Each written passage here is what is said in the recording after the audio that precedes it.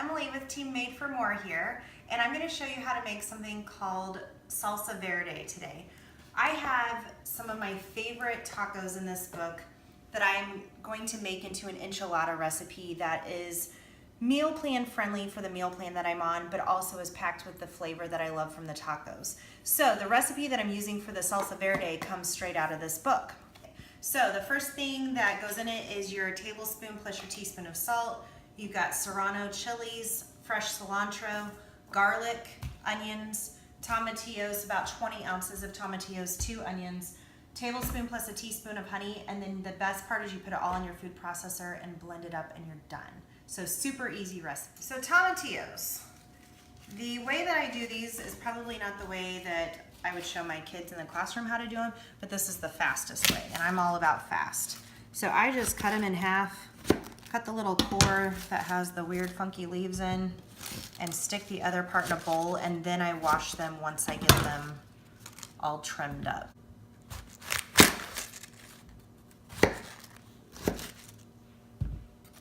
Next thing I'm going to do is take each tomatillo and cut it in half just so it can handle my food processor a little bit easier.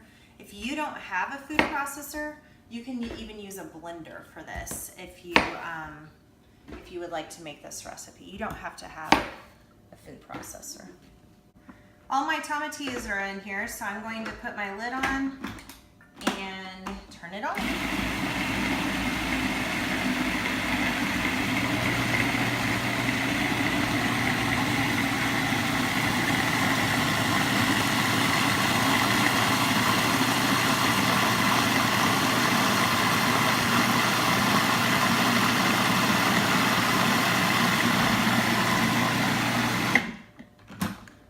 We're basically looking for a green sauce. Now we're going to put our onions in the food processor. I'm just going to slice it the top off, right down through the bunny tail, remove this outer peel. This time I'm going to take that bunny tail right off and just cut it so that it's a manageable piece for my food processor. Next thing I'm going to add are my serrano chilies. Just remember that most of the heat is in the seeds. So if you don't want it to be too hot, you can remove the seeds. I usually put about 3 to 4 serrano chilies in. Next thing we're going to put in is about 4 cloves of garlic, and we just give them each a little bop, so that we can peel them a little bit easier. And we just throw them in there. Next ingredient is a tablespoon plus a teaspoon of salt.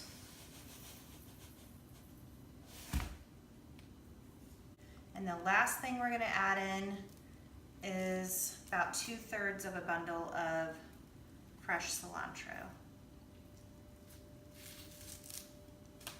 I'm going to take the stems off first. I've already washed it, so I'm going to remove the stems. I'm going to remove any pieces that are brown,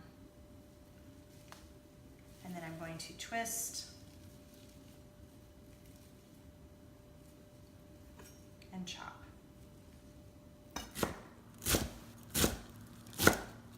You want to stir the cilantro in at the end. It does not go in the food processor. So I'm just going to give it a rough chop. The more you cut it, the more oil is released. So if you love cilantro flavor, give it a really good chop. If you don't like it as much, leave it big. I usually go for a medium chop on mine.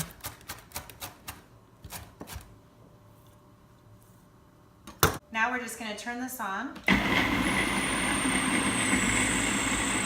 Let it do the work for you.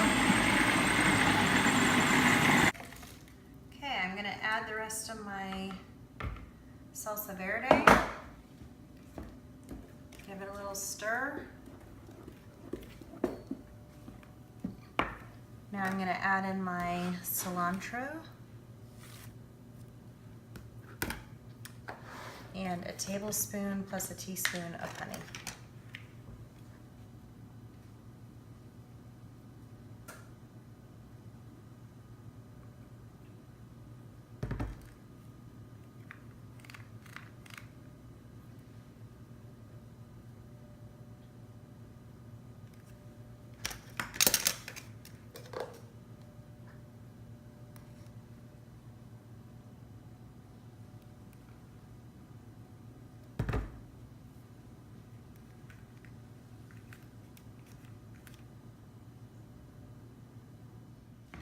Now we just stir it all up.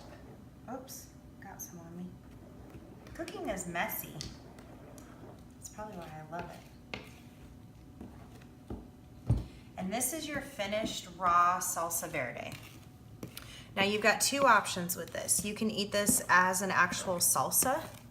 It's just a green salsa instead of a red tomato-based salsa. Or what I'm going to attempt to do is to make it into chicken enchiladas, because I'm not a big fan of red sauce with chicken for my enchiladas, and these are gonna be carb-free enchiladas because I'm doing a meal plan that doesn't have a ton of carbs in it.